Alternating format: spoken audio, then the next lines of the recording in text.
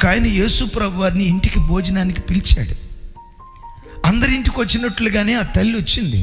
ఆ స్త్రీని గురించి వాక్యం ఉంటుంది, వేశ్య సమాజం ఆ ముద్ర వేసింది.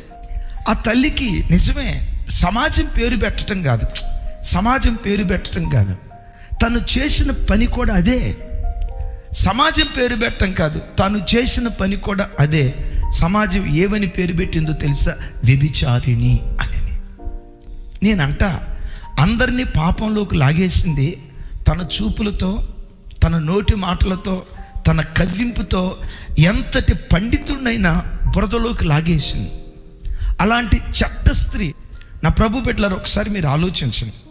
ఆ తల్లికి సమాజం ఆ ముద్ర వేసిందంటే, సమాజం కేవలం కావాలని ముద్ర ఇలా, ఆ తల్లి క్యారెక్టర్ అది. కొన్నిసార్లు మనం బ్రతికే సమాజంలో కూడా లోకం నీకు కొన్ని ముద్రలు వేస్తుంది.